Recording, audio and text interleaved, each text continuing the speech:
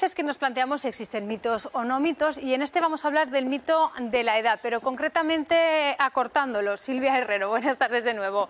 Buenas tardes. ¿Qué tiene de ventaja o desventaja nacer a primeros del mes de enero o a finales del mes de diciembre? Pues vamos a ver que hay mucha diferencia porque, como decías, siempre se ha creído que era un mito, siempre hemos pensado que realmente lo de nacer en un mes o en otro nos influía básicamente en la talla y en poco más. Pero vamos a ver que hay una cosa que se llama el efecto de la edad relativa, o lo que es lo mismo, la diferencia que puede haber en aspectos como la fluidez verbal entre los niños del mismo año, pero con muchos meses de diferencia en medio. También, por ejemplo, vamos a ver que estos niños, al final, los de principio de año, tienen muchas más posibilidades de ser elegidos, por ejemplo, para un equipo de fútbol. Lo vamos a ver porque tiene una base científica y nos lo va a contar un pediatra. Nacer en los últimos días del año o en los primeros del siguiente implica grandes diferencias madurativas. 10 meses o 9 meses en estas edades se nota muchísimo, claro, tanto a nivel escolar como de desarrollo físico. Un niño a veces saca una cabeza en las clases de 4 años. Un niño de noviembre repite un 60% más de probabilidad de que repita curso que uno de enero. Los niños de final de año van a contar con más dificultades para andar o coger un lápiz que sus compañeros de clase de enero y febrero. Madurativamente, el que nace en enero pues va mejor escolarmente en teoría, aprende antes a abrocharse los zapatos, a quitarle el pañal si son edades tempranas, claro, todo eso influye. Para paliar este tipo de problemas existen procesos muy eficaces. Hay niños tardanos, pues que nacen en noviembre, diciembre, por llamarlos así, que tienen un hermano mayor y dices, jolín, si este crío parece que ha nacido en enero, porque claro, el estímulo de un hermano mayor, lógicamente, y los que tienen hijos mayores lo saben, ¿no? Pues bueno, es un estímulo, y escolarizarlos pronto también. Un niño que va a guardería desde los 7-8 meses, pues aprenden más habilidades sociales, son más espabilados, ¿no? Porque aprenden antes, se estimulan antes.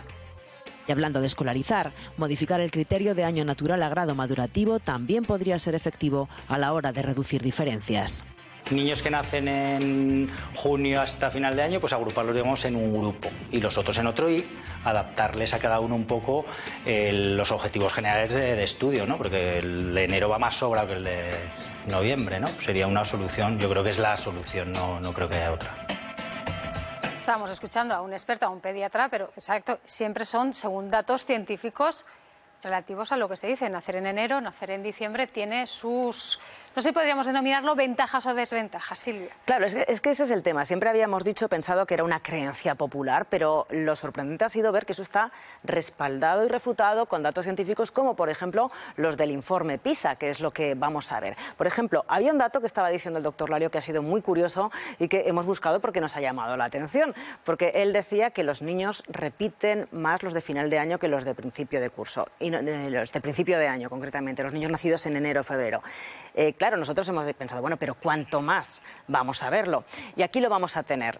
Nada más y nada menos que una diferencia pues de un tercio más, de un 34% más. Los niños que nacen en enero o febrero suelen repetir en un 10% de los casos. Son muy pocos los niños que repiten, pero cuidado porque los niños que nacen en noviembre y diciembre elevan esa cifra hasta el 44%. Es prácticamente la mitad. O sea, podemos decir prácticamente que los repetidores suelen ser de final de año, porque como decía el doctor Lario, pues claro, la diferencia es abismal en aspectos como fluidez verbal, motricidad, etcétera.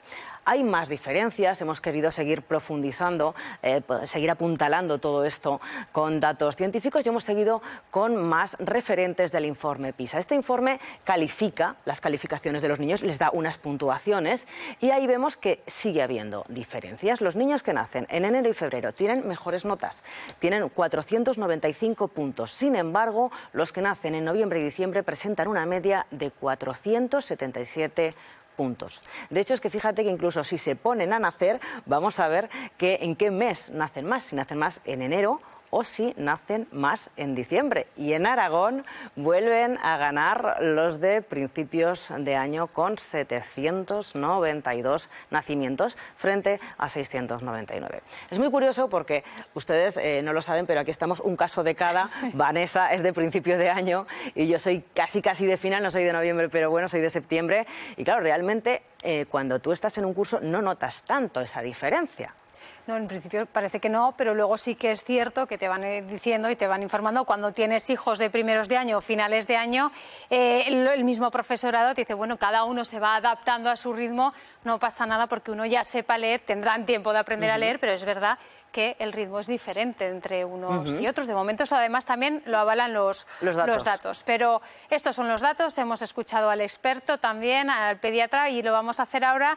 Vamos a hablar con Jesús Padilla, él es psicólogo. Muy buenas tardes. Muy buenas tardes.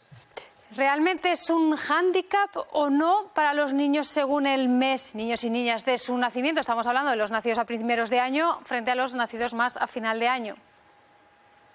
A ver, lo que sí que se ve, siempre se ha visto, ¿no?, que lo que tienden a nacer a principio de año, no solo concepto también madurativo, sino también de autoestima, ¿no? Vemos mucha la capacidad cognitiva, ¿no?, que presenta uno de principio de año, en diferencia a los que nacen los últimos, ¿no?, que luego se tiende a equilibrar, ¿no? A medida que van creciendo y van pasando cursos, tiende a haber ese equilibrio, ¿no?, natural, ¿no?, a nivel cognitivo.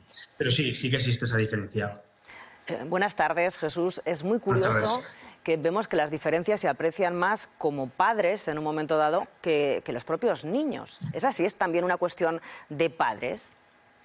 Hay un concepto familiar, ¿no? Porque todos, cuando ya el pediatra te dice que van a hacer pues, a final de año, se cruzan los dedos pues, para que nazca a principio, ¿no?, los primeros días de enero. Es un concepto también pues, un poquito de que se pueda quedar descolgado, ¿no?, el niño. Al final es una cosa que siempre ha ocurrido, entonces ya la propia capacidad, ¿no?, de ver lo que ocurre con otros niños, pues quedarse siempre un poquito más rezagado, como decía mi compañero, el doctor Lario, pues siempre nos va a generar cierta frustración, ¿no?, de que el niño no se adapte a las competencias curriculares, sobre todo en las primeras etapas de primaria o en infantil.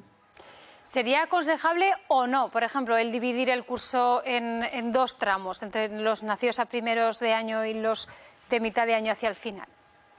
Pues sería una propuesta interesante. Claro, siempre hay que tomar un criterio, ¿no? Hay que definir un criterio por dónde empezamos y por dónde terminamos. Sería una opción más posiblemente, ¿no? Quizás más a la controversia, ¿no?, de los centros educativos, dividir ya en grupos, ¿no?, en segregar, ¿no?, los grupos. Sería una opción más. Yo siempre tiendo un poquito la tranquilidad hacia los padres porque es importante que relativicen y que luego siempre, bueno, vamos a intentar, ¿no?, que haya un equilibrio, por lo menos ya entrado en primaria, ¿no? Y también el propio estímulo que podamos dar desde casa, con hermanos, si los hubiera, y si no, desde el ámbito familiar.